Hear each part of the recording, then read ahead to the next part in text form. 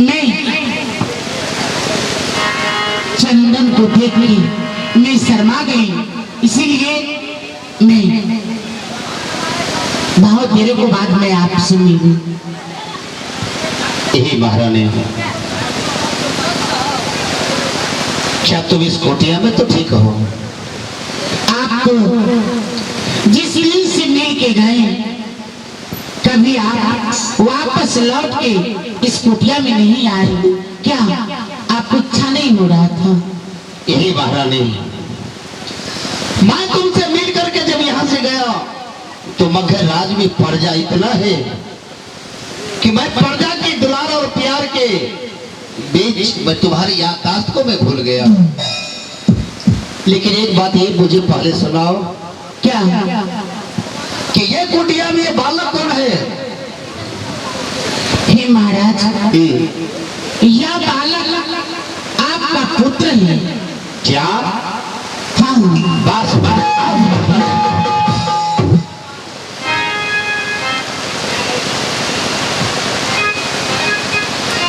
जिस बालक के लिए तूने मगध राज में चौथा अवस्था बिता दिया, मगध राज के प्रजागण मुझे निपुत्र कहते, मगध राज को निपुत्र राज कहते। जिस संतान के लिए मैं तरस रहा था, यही महारानी।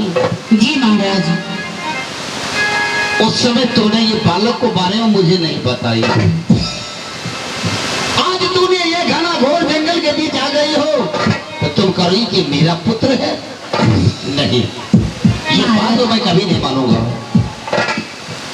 आप यकीन कीजिए महाराज। महाराज, जिस दिन आप गंगा स्नान करने के लिए सिपाहियों के साथ गए थे और गंगा स्नान करके जब वापस लौट रहे थे तो आप इसी जंगल होके राजमगढ़ जा रहे थे ना? ये बात तो सच है।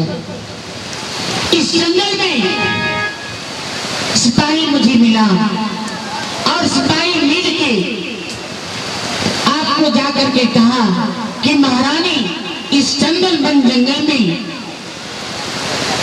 जीवित है, वो मुझे मिली है। ताप सिपाहियों को बात पर आकर के हमसे मिले, अपने गले से लगाए।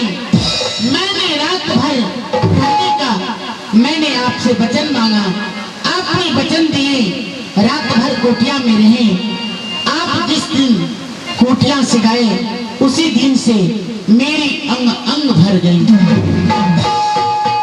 क्या यही पुत्र जन्म लिया। ये मेरा पुत्र है? आपका बेटा है। यही महारानी, तुम धन्य हो कि तुमने चौथा अवस्था में आकर के और मेरा मान प्रतिष्ठा को रख लिया। महाराज, यही महारानी, ये सब मेरे गुरुदेव को असीम कृपा से इस चौथा अवस्था में आकर के मुझे पुत्र हुआ। यही महारानी, सबसे पहले इस पुत्र को भुला करके और मेरे सीने से लगाओ। सुनिए ना स्वामी, क्या? जब चंदन जब बड़ा हो गया, एक रोज जब मैं कुटिया में चंदन के साथ बैठी थी तो चंदन मुझसे पूछ रहा था, माँ सब कोई गांव घर शहर में रहते हैं, तुम इस वन में क्यों रहती हो? तो मैंने बोली, बेटा सब कोई गांव घर शहर में रहते हैं और मैं इस वन में क्यों रहती हूँ?